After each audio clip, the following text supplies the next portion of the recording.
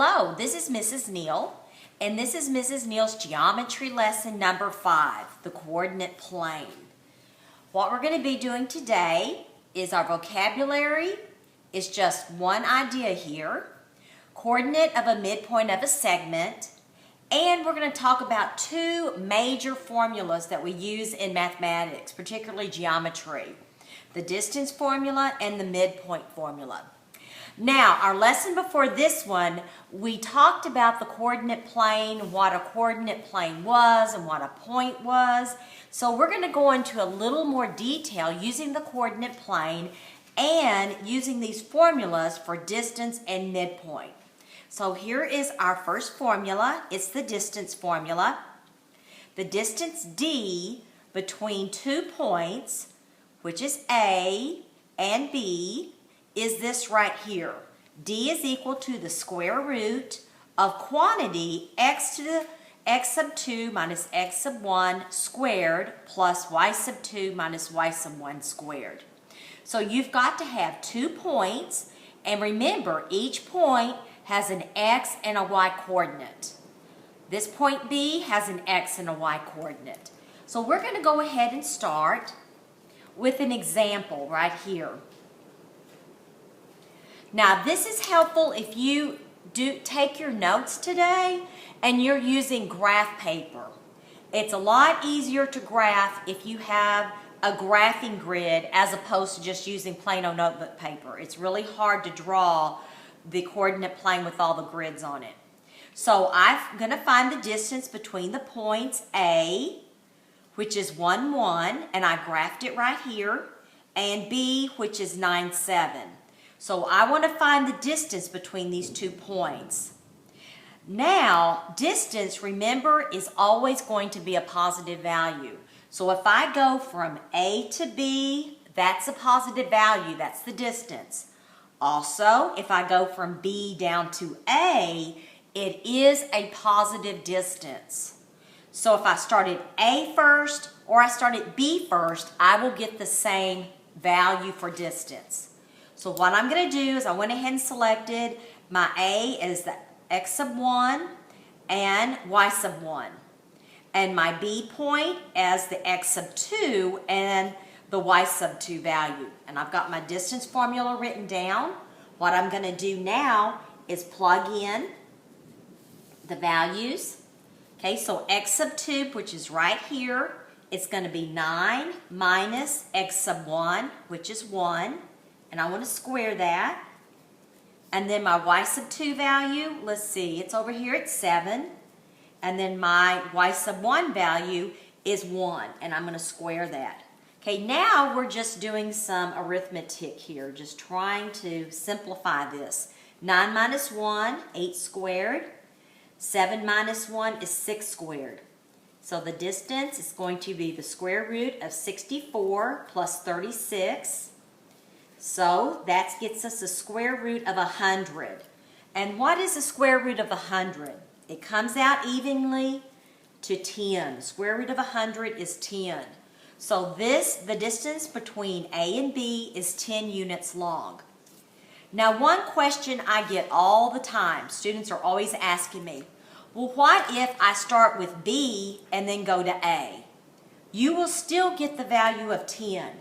And let's work it that way very quickly. So let's write our distance formula down. Here it is right here. And I'm going to go with, instead of a 9 minus 1, I'm going to go 1 minus 9. See what I'm doing? I'm picking my A minus my B right here. So let's do that again. And I'll show you. So instead of 9 minus 1, let's go 1 minus 9. 1 minus 9 quantity squared. And instead of 7 minus 1, let's go 1 minus 7. 1 minus 7 quantity squared. And let's work that. 1 minus 9 is negative 8 squared. 1 minus 7 is negative 6 squared. Now remember, when you square to a negative number, it's positive. So what is that? That's negative 8 times negative 8. Remember, double negative means plus positive. So that gets me positive 64. So that ends up giving me the positive 64 value there. Okay, negative 6 times negative 6 is 36. So D is equal to square root of 100, and D is 10. So whether I go this one minus that one, or that one minus that one, you still will get the same value of 10. It does not matter. Let's go on. Let's do number 2. Let's find the distance between the points. E, which is 5, 2, and F, which is negative 1, 4. Okay, I'm going from E down to F, but my distance is still a positive value. Even though it looks like I'm sloping down into the negative, see, that's the third quadrant. That's got some negative numbers there. This distance will be a positive number. So let's do this one. Now what we're doing is we're putting in points. My x sub 2, I went ahead and wrote that as my F value, and that's negative 4 minus my x sub 1 value is 5, and then y sub 2, which is negative 1, minus y sub 1, which is 2, squared. Okay, make sure you keep all your negatives in order. Negative 4 minus negative 5 is negative 9 squared, plus negative 1 minus 2 is negative 3 squared. So negative 9 squared is negative 9 times negative 9. Remember, double negative means plus positive. And that gets me 81.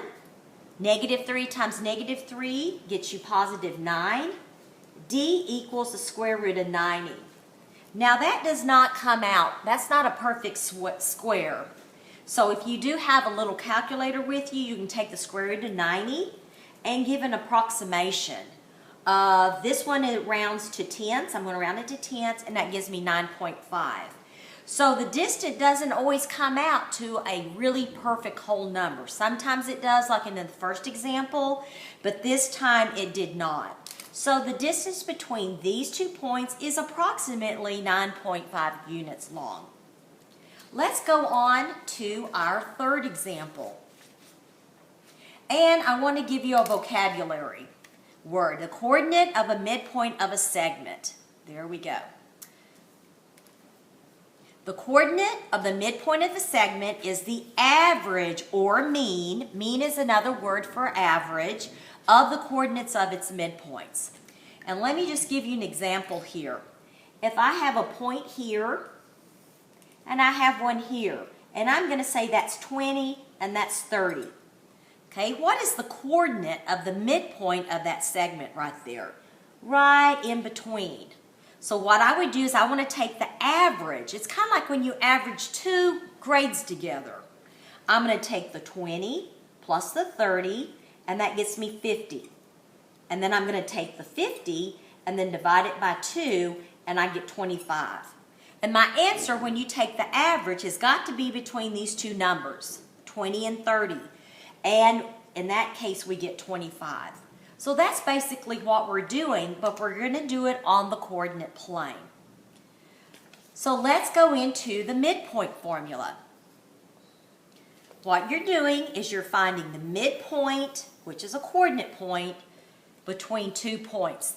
So what you're doing is M for midpoint is the average of your x values, your x coordinate divided by 2, and the values of your y coordinates divided by 2.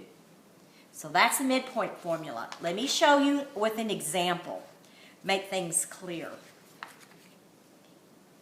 All right, line segment QS has endpoints of Q, which is 3, 5. I went ahead and graphed it. Hopefully you've got graph paper with you so you can go ahead and make a little graphing grid and graph that real quick. And S, which is 7, negative 9, right here. So I want to find the coordinates of its midpoint. So my answer is going to be somewhere along this line segment in the middle. And I'm not going to guess because it might not be exactly a whole number. It may be a fractional answer. So we're going to accurately do this. So I've got my Q, and I net labeled the 3 x sub 1 and y sub 1.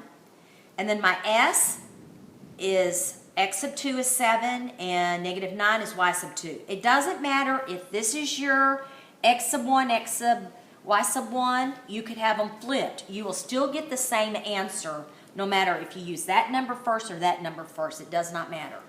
So let me put my values in. X sub 1 is 3 plus x sub 2 is 7 and 2. So I just take my y coordinates and average them.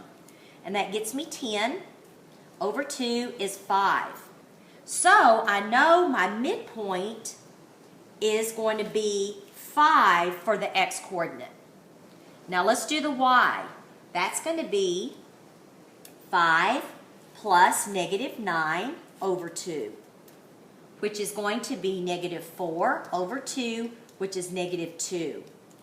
So what I got is the midpoint of this is going to be at 5, negative 2 right there. See how it matches and it fits in? Right there. That's the midpoint. Let's do our last example for today. Okay. The midpoint of AB is M, which is 3, 4.